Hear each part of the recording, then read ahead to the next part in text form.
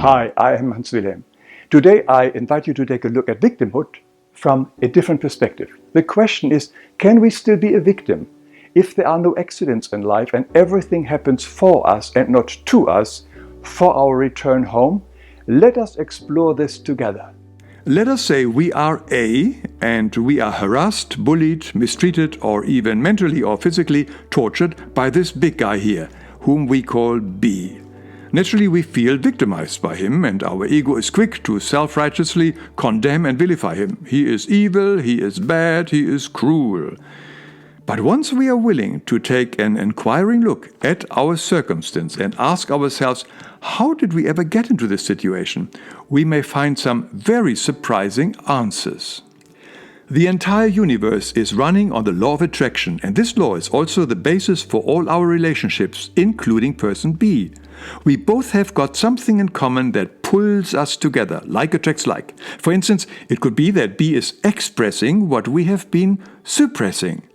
We might be very abusive to ourselves in our thinking and even acting, like an inner dialogue. I am no good, I am worthless, and so on. And B is just expressing that anger in a physical or verbal way. So B comes into our life just like a mirror to reflect back to us our inner abuse to ourselves. I go deeper into this in my video on the law of projection. In most cases, the abuser has also been abused by others earlier in his life. Therefore, we say hurt people hurt people.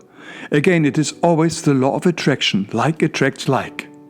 It can also be a karmic entanglement, where we were once in opposite roles in a previous lifetime, meaning we were the abuser and B suffered our abuses.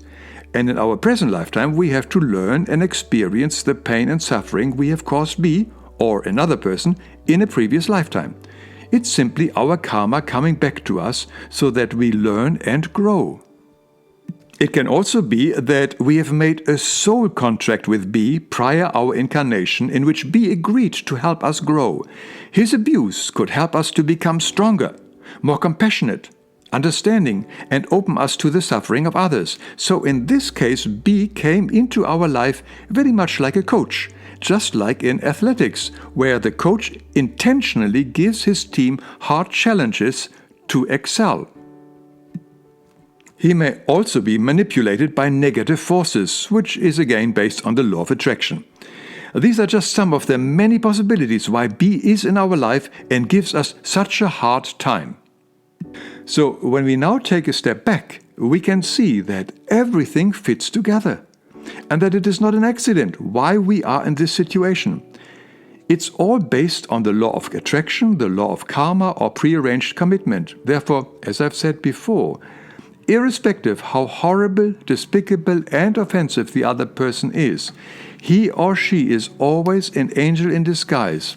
In his essence, he is as divine as you and me. So if we now take a further step back from this scene, we might be able to see that the other person, B, only came into our life to wake us up and move us forward on our way home. Again, nothing has happened to us, but only for us. With this deeper understanding, we might be able to forgive B for whatever we think B has done to us. And if that is hard for us to do, let us remember Christ's words some 2,000 years ago: forgive each other 70 times 7 times. Now let us take a further step back. When we again look at the entire situation, we may be at awe seeing the incredible perfection behind everything. And when we deeply feel how everything in life is here for our benefit and growth, we can ask ourselves, is there still a need for forgiveness? And as we step back further, our understanding deepens even more so. We might now be able to actually thank the person for whatever he has done to help us on our journey. I always like the image of the raw diamond. If we see ourselves as a raw diamond, we may curse the work of the cutter, grinder, and polisher, and may even call them evil.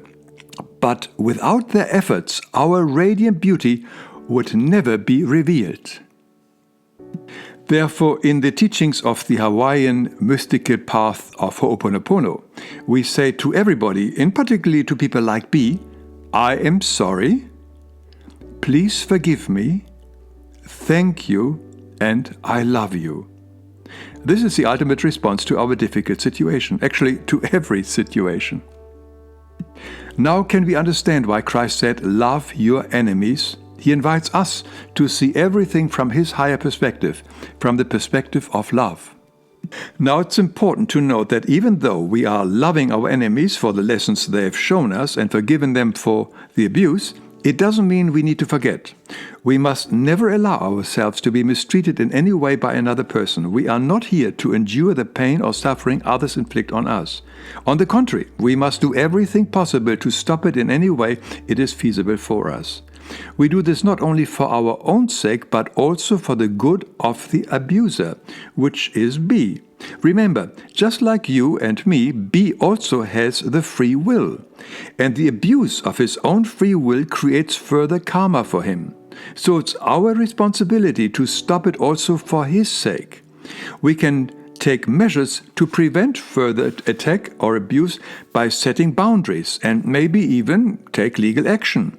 However, we can do it now not from revenge, but instead from love. A final note.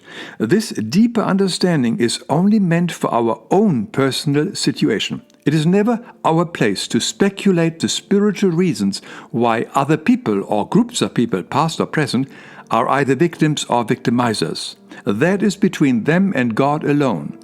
Our only task is to serve, assist, and love both the victim as well as the victimizer. I know what I have shared in this video is very controversial for many viewers who have seen for a long time themselves and others as victims. But I invite you to deeply ponder on this information and see whether it resonates with your heart or in your soul. Only there will you find the answer if that what I've presented here is true for you or not. And if you're not sure, you may want to watch this video again. I'm very much looking forward to see you next time.